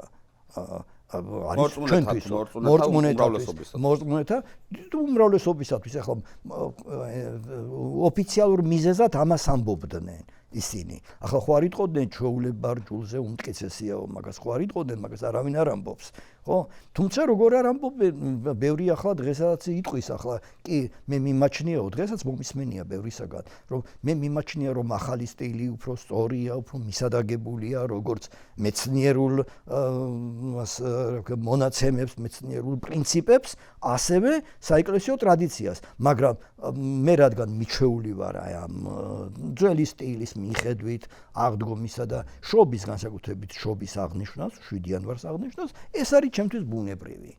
ხო და ეს არის ჩვეულება რჯულზე უმტკიცესიაო, მაგრამ კომუნისტები არ ამბობდნენ ამას, კომუნისტები ამბობდნენ ჩვენ მეცნიერები ვართ. ჩვენ ევროპაში მეცნიერება ევროპული მოვლენაა, ჩვენ მიმდევრები ვართ ამისა და ამან გამოიწვია ესა. ხო, რუსეთშისა და საქართველოშიც ანალოგიური პროცესები მიმდინარეობს, თქვენ რაც თქვით, მაგრამ საქართველოში რაღაც განსხვავება მაინც იყო მის მიხედვით, მაგალითად, ხო, არა, პრინციპში ერთი და იგივე იყო, ხო, და ეს აბნალევცები და ეგენი საქართველოში განმაახლებლები ერთ პოზიციაზე იყვნენ. კი. მაგრამ ვერ ვიტყვით ახლა რომ რაღაც გავლენა იყო ერთი მეორის გავლენა იყო. ორივეს პრინციპში აქ ქრისტეფორეცკიშვილს და იქ აბნავლენცებს რუსეთში საბჭოთა ხელისუფლების მხარდაჭერა ჰქონდათ. ხა ამის უარყოფა არ შეიძლება, მაგრამ რაღაცაში ჰქონდათ, იმიტომ ჰქონდათ მხარდაჭერა, რომ ეს აბნალევცები ამბობდნენ, რა ქვია, ხო, გეტყვით, მაგრამ აღიარებდნენ ხელისუფლებას და ყველაფერი. ჯერ ერთი აღიარებდნენ ხელისუფლებას და მეორე კიდევ სუბუქებდნენ საეკლესიო იერარქიას და ეს ლენინის ის იყო. ლენინის მიაჩნდა რომ ეს საეკლესიო იერარქია სხვა არაფერია თუ არა მონათმფლობელობა. და ამიტომ იყო რომ პატრიარქ ტიხონს და საქართველოს პატრიარქის სახელი ახლა იმას არ მგონი არც არ უხსენებია, მაგრამ იგულისხმებოდა, ხო? ესენი არიან მონათმფლობელებიო, მონები ხავთო. რომის პაპსაც ეძახდა მონათმფლობელს და პირველი მონათმფლობელიაო. და ამიტომ ლენინი ამბობდა, რომ თუ ჩვენ ვისმეს უნდა მივცეთ უპირატესობა ეკლესიაში, უნდა მივცეთ აი განსაკუთრებით მოსწონდა მას 50-იანელები. 50 ახალი შემოსული იყო რუსეთში და 50-იანელებს ჰქონდათ საერთო საზოგადო საკუთრების მიმართ განსაკუთრებული, საერთო საკუთრების მიმართ განსაკუთრებული ესა ხიბლი. მოწონდათ, ძალიან მოსწონდათ და ლენინს მიაჩნდა, რომ კოლექტიური ცნობიერების ხალხიაო ესა და კოლექტივიზმის აშენებისათვის ჩვენო სწორედ ასეთი ეკლესიები გვჭირდებაო და ეს აბნალევცების ეკლესია უფრო ახლოს აღმოჩნდა. გარდა იმისა, რომ აბნალევცები ამბობდნენ, რომ კომუნიზმი ათეისტ თუ ჩამოვაშორებთ კომუნიზმს, ეგ იგივე ქრისტიანობაა. ამას ამბობდნენ და კომუნისტური პრინციპებით საზოგადოებრივი ცხოვრების მოწყობა, ხო, ქვეყნის მოწყობა, ხო, ეს იგივეა, რაც მოციქულების მიერ პირველი კომუნა. მოგეხსენებათ, მოციქულებმა პირველი ცხოვრების წესი, რომელიც შემოიღეს მოციქულებმა, ის იყო კომუნალური ცხოვრება, ხო? გააერთიანეს ქონება, საერთო ბეღლები ჰქონდათ, მგონი საერთო გარდერობიც ჰქონდათ, დასაცმელი ჰქონდათ საერთო, ხო? მაგრამ გაძლო მან რამდენიმე წელი, 10-20 წელი შეინარჩუნეს, მეტი ვერა. ხო, მაგრამ იდეალად დარჩა ეს. კი ბატონო, ხო, რო ვთქვათ, ესე იგი, იქ რუსეთში ტიხონი გარდაიცვალა და საქართველოში პატრიარქი ამბროსი, მაგრამ საბჭოთა ხელისუფლებასაც მერე მოუწია, ანუ ხალხში გამჯდარი ტრადიციისთვის ანგარიშის გაწევა და ისევ ძველ კალენდარზე დააბრუნეს ეკლესიები ფაქტობრივად. ხო, გეტყვით მაგას კონკრეტულად როგორ იყო 23 წელი არის, როდესაც კონსტანტინოპოლში დაიწყეს ლაპარაკი ახალი სტილის შემოღებაზე საეკლესიო ცხოვრებაში და საქართველოში შემოვიდა ცნობა ამის შესახებ. ხო, ეს ის დრო არის, როდესაც კათოლიკოს პატრიარქი ამბროსი სულ ახალი დაპატიმრებული არის. იანვრის დასაწყისში დააპატიმრეს, ხო და აი იანვრის მიწურულში შემოვიდა სწორედ აი ეს ცნობა კონსტანტინოპოლიდან, ხო და მოვიდროს კიდევ ეპისტოლე მოწოდება პეგაური პატრიარქისა, რომ დავსვათ აი ეს საკითხი. და იმ ეპისტოლის მიხედვით ლაპარაკი იყო უძრავი დღესასწაულების უძრავი კი არა, უძრავი დღესასწაულების შობა და შობასთან დაკავშირებული დღესასწაულების ახალი სტილის კალენდარზე გადასვლასთან დაკავშირებით. ბატონო გზარ, ბოლოსკენ რო გავიდეთ, მინდა ეთნოლოგიური ჩანართი გავაკეთო, როგორ აღნიშნავდნენ საქართველოში შობას. ხელში მიჭირავს ახლა გაზეთი ივერიის 1898 წლის 25 დეკემბრის ნომერი და დიდი მადლობა მინდა გადაუხადო ჩემს მეგობარსა და არაჩვეულებრივ ადამიანს რუსუდან დარჩიაშვილს, რომელიც მუდმივად მომარაგებს ესეთი მარგალიტებით. აი ივერიაში 98 წლის 25 დეკემბრის ნომერში არის მოყვანილი რეპორტაჟები, ასე რომ ვთქვათ, შობა გურიასა და რაჭაში, შობა სამეგრელოში, მერე შობა რუსეთში, გერმანიაში, ბრიტანეთში და აღწერილია სად როგორ აღნიშნავენ. დავიწყოთ გურიით. შობის წინა დღეს გურიაში ეძახიან ბრავაწობას. ამ დღეს დიდი და პატარა დიდ ფაციფუჩია. ყველანი შობის დასახვედრად ემზადებიან. უპირველეს საქმე შეადგენს ღვეზლის გამოცხობა. ღვეზელი არის გრძელი და წალდივით მოხრილი პური, რომელსაც დაატანებენ განხმარ კვერს, აი ის, რასაც დღეს გურულ ღვეზელს ეძახიან და ვისაც შეუძლიან ყველსაც. იმდენი ღვეზელი უნდა გამოაცხონ, რამდენი სულიც არის ოჯახში და რა თქმა უნდა, დიდისთვის დიდი, პატარისთვის პატარა. და ამას გარდა ერთით საერთო ღვეზელი, რომელიც სადილზე დაიჭრება ოჯახის წევრთა რაოდენობის მიხედვით. ზოგიერთ დიდ ღვეზელს შეიძლება 1.5-2 არშინა სიგრძე ჰქონდეს. ბრავაწობა საღამოს ერთი მეორის ძღვენის მიტანა იციან. საშობაო საჩუქრებს ჩუქნიან ერთმანეთს ადამიანები. მომეტებულ ნაწილად ძღვენი მიაქვს ნათლი მამას თავისი შვილის ნათლიასთან და ახალ გათხოვილ ქალს თავის მშობლებთან, ანუ აი ოჯახიდან გათხოვილ ქალს ოჯახიდან, ახალი ოჯახიდან გამოაქვს თავისი მშობლებისთვის. ძღვენი შეადგენს ერთი მოზვერი, ან თხა, ან ცხვარი. ვინც ღარიბია და ამის შეძლება არ აქვს, ინდაური ან ბატი. ორი ქათამი სავალდებულოა პირველ შემთხვევაშიცა და მეორეშიაც.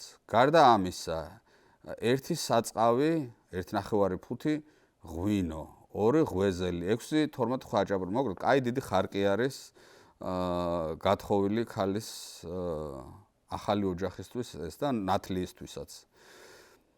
შეძლებულ სკას განსაკუთრებული მეძღვენე მოჰყავს. ღარიბს კი თვითონ აიკიდებს ზურგზე, ანუ შეძლებულები ვიღაცას წამოიყვანენ და იმას მიატანინებენ, ღარიბებს კი თვითონ მიიყიდებენ და პატარა გოდორს და ისე მიიტანენ. საუკეთესო გადასართობს გურიაში ალილო შეადგენს. ეს არის ფრიად სასიამოვნო სიმღერა, რომელშიც გამოხატულია სიხარული, ქრისტეს დაბადებიდან გამოწვეული და რომლითაც მეალილოვანი მასპინძელს ულოცავენ დღესასწაულს. მეალილოვანი 3-4 კაცი გვიანღამით დადიან მისალოცად, რადგან სხვენიად არავინ გვიცნასო. თითოეულს ოჯახში ყველანი სიხარულით მოელიან მეალილოებს და ბავშვებიც კი არ დაიძინებენ იმათ მოსვლამდე. მეალილოენი მივლენ სახლის კარებთან და დაიწყებენ ალილოს. 3-4-ჯერ როცა გაიმეორებენ სიმღერას, მასპინძელი გამოუტან საჩუქრად ღვეზელს და ვინც შეძლებულია და თავმოწონე კაცია ფულსაც. მასპინძელს გამოსვლის დროს მეალილოენი ბაშლოხს ჩამოაფარებენ პირის სახეზეთ, ანუ ნაბადს შეიმოსავენ. ძლიერ იშვიათად მოხდება, რომ სახლში მეალილოვანი შევიდნენ ვინმესთან, ანუ გარეთ ხდება ეს რა ეზოს კართან. მთელი სოფელი ჩამოვლა რომ მოათავებენ, მეალინოვანი თანაბრად გაინაწილებენ, რაც კი რამ იშოვნეს მთელი ღამის განმავლობაში. მაგრამ ხანდახან მოხდება ხოლმე, რომ მეალინოვეთა ერთი დასი მეორე დასს შეხვდება და რომელი მათგანიც ძლევს ყველა ნაჩუქარი ღვეძელს წაართმევს. ჩვეულებრივ არ არის ასეთი გაძარცვის გამო იჩივლოს ვინმე. ანუ ის მიდის პირდაპირ რა, მუშტიკრივი. ანუ მძევალს დაემდუროს. ამ შემთხვევაში არც კი გაამჟღავნებს ხოლმე გაძარცული, რადგან სირცხულად მიაჩნია ერთი ის, რომ მეალინოვეთ წავიდა, ანუ ეს ერთგვარად რაღაცა მათხოვრობა თითვლება რა, მეალინოვეთ წასვლა და წვენიათ. და მეორეც ისა, რომ ნაილოვარი წართვის და მეორე, ნუ ეხა ეს ქართული ჯიგიტული ამბავი, რომ რას ქვია წამართვეს. ნაშვაღამებს პირველი მამლის ყივილი მახარობელია იმისა, რომ შობა დაიწყო და გახსნილდაო. ანუ მარხვა დამთავრდა. მაშინვე ლოგინიდან წარმოდგებიან ახალგაზრდა გოგოები, გააკეთებენ გძროხს ხორცის ხარჩოს, დაამზადებენ ღომს და მთელ ოჯახს დააღვიძებენ საუზმეს ჭამეთო. საუზმისთვის ყველანი ადგებიან დიდი და პატარა. მოხუცებულები პირველად ერთს კი შეიპაიჯებენ ჩვენოდენა ადამიანმა ცისკრამდე როგორ უნდა სჭამოს რამეო, მაგრამ მერე ნელ-ნელა მიიწევიან დაბალ სუფრისკენ და პრიჯვრის გარდასახვის შემდეგ დინჯად ამოუსობენ ცხელი ღომის ლუკმას ხარჩოთი სავსე თეფში. გურიაში ეს დღე თითქმის ერთადერთია, როცა მოხუცებულები რისიმე ჭამის ნებას აძლევენ თავის თავს ცისკრამდე. და ეხლა უკვე ჩემი საყვარელი რაჭა. რაჭაში როგორ არის შობა. შობის წინადღეს რაჭაში შობის შემოლოცვას ეძახიან. როგორც გურიაში, ისე მთელს რაჭაშიც დიდი მზადებაა შობის მისაგებებლად. მაგრამ ღვეძელის ნაცვლად აქ კორკოტს ამზადებენ ხოლმე. ეს ჩვეულება ზემო იმერეთშიც იციან. ვადასტურებ, რომ დღესაც რაჭაში კორკოტს ამზადებენ შობას. კორკოტი არის კარგად გაცეხვილი პური, რომელსაც მოხარშვის შემდეგ ნიგზის ზედს დაასხამენ. კორკოტი ერთადერთი საჭმელია შობის შემოლოცვა ღამეს, ვახშმად. კორკოტის მომზადება იმ ზეპირ გადმოცემაზეც არის დამყარებული, რომ ვითომ ღვთისმშობლისთვის ქრისტეს შობიდანვე კორკოტი მიეწოდებინათ და იმასაც დიდი სიამოვნებით მიერთმიოს. ამ გადმოცემის მიხედვით კორკოტს სხვა შემთხვევაშიაც ხმარობენ რაჭველები. მაგალითად, მშობიარობიდან განთავისუფლებულს ქალს პირველად კორკოტს აჭმევენ, ანუ ახალ ნამშობიარებულ ქალს. შობის კორკოტს ინახავენ და ხუნა თესვის დაწყებისას გაზაფხულზე ხარებს შეაჭმევენ. ამ ჩვეულებას ვერაფრით ვერ ხსნიან რაჭველები, თუმცა ყოველწლობით კი ასრულებენ. მეალინოვეთა ჩამოსვლა რაჭაშიაც დიდი ხნის ჩვეულებას შეადგენს. თუმცა გურიაში ყოველგვარი სიმღერა და გალობა ნაქებია, მაგრამ ალილო კი რაჭველებისას ჯობიან. ამას თვით გურულებიც აღიარებენ. რაჭის მეალილოვეთ როდი რცხვენია თავიანთის თავის გამოჩენა, ანუ თუ გურიაში თქვათ რაღაცა ერთგვარად მათხოვრობა ცავით ითვლება, რაჭაში არა. რაჭაში პირდაპირ გამოაჩენა საკუთარ თავს, ოთაშორის მეც ნამყოფი ვარ რაჭაში ალილოზე რამდენჯერმე. და ამიტომ დღისით დადიან მოსახლიდან მოსახლისას. გარდა ამისა, რაჭველი მეალილოვანი თითქმის ბარბაროდაბა დღიდან, ანუ შუა მარხვიდან იწყებენ სიარულს და დადიან მომეტებულ ნაწილად დღით. ვახშმის წინათ შობის შემოლოცვა ღამით სახლის ყველა კუთხეში წმინდა სანთელს ანთებენ. ყველა სანთელი ერთი ზომისა უნდა იყოს და ერთსა და იმავე დროს უნდა აანთონ. ხალხს წამს, რომ რომელი სანთელიც ადრე დაიწვის, იმ გვერდით ცუდი მოსავალი იქნება და რომელიც გვიან იმ მხარეს კი კარგი მოსავალიო. ამდა შესაბამისად იქ თესავენ მერე სახლის იმ მხარეს. ზოგიერთ ადგილზე ჩვეულებად არის შობის წინაღამეს მკითხაობა, მომავლის ბედის გამოსაცნობად. ქუთაისში მაგალითად ქალი ან კაცი სარკეში იხედება, რომლის ორივე მხარეს ორი სანთელია, ხოლო მეორე სარკე ზურგის უკან უდგია. ბედის გამომცნობი უძრავად უნდა იდგეს, ერთსა და იმავე ალაგას და არავის არ უნდა ელაპარაკებოდეს. ამნაირად იმედი აქვს სარკეში თავის საბედოს დაინახავენო. მაგრამ მოხდება ხოლმე, რომ ამის ნაცვლად კუბოსა და მღვდელს დაინახავენ, როცა გამომცნობელის ადრე სიკვდილია მომასწავლებელი. დასასრულ მოყვავს ერთი ლეგენდა, რომელიც საქართველოს ბევრ ადგილას არის შენახული. და ესეთი ლეგენდა არის. ერთმა კაცმა თავისი სული ეშმაკს მიჰყიდა. ეშმაკმა ქვაზედ დააწერა. ვიდრე უკვდავი არ მოკვდება და დაუბადებელი არ დაიბადება, შენი სული მე მეკუთვნისო. ამის შემდეგ აიღო ეს ქვა და წყალში გადაისროლა. ღმერთმა ბრძანა. უკვდავი მე ვარ, დაუბადებელიც მე ვარ. მაშასადამე ეშმაკს უნდა რომ ადამიანის სული სამუდამოდ ჩაიგდოს ხელში, ამის ნებას არ მისცემო. და იქცა რა სულად იშვა ქალწული მარიამისგან. ადამიანის სული გამოხსნილ იქმნა. ეხლა აქ არის სამეგრელოზეც, ხო? სამეგრელოში თურმე ხაციც უწოდებდნენ, არ ვიცი შეიძლება ეხაც მემეგრული არ ვიცი, ხაციც უწოდებდნენ საშობაო საუზმეს, ასე ვთქვათ, შობის დილას, საჭმელს. და ესეთი საინტერესო აღწერა არის, რაც დარწმუნებული ვარ, თანამედროვე სამეგრელოსთვისაც ტიპიური არის.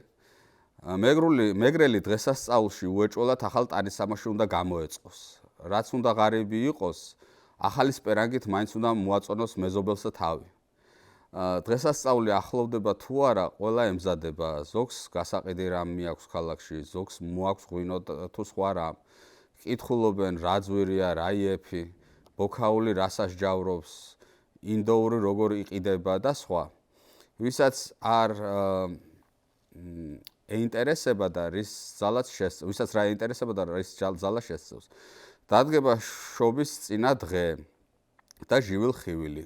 ბავშვების მხიარული ლაპარაკი გაისმის, შეუდგებიან დანის ლესვას, ღორებს რაღაცა სხვანაირი ხმა აქვთ. თითქოს უგზნიათ რომ უკანასკნელი დღე დაუდგათო. ხმა ყელში უწყდებათ, როდესაც წყალი ადუღდება როფეს, ესე იგი ეს არის ჯირკვი, სადაც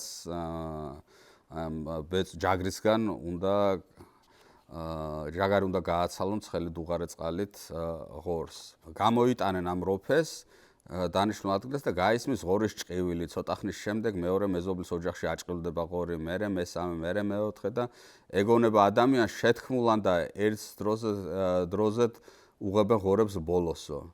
ერთმანეთში ირევა ღორების ჭყივილი, ძაღლების ყეფა, ბაღნების კიჟინი, დიდების დუდუნი, ღორი კეთდება, შემდეგ მუცელს გამოუღებენ და ქალებს გადასცემენ საკუპატეთ, მეგრული კუპატი.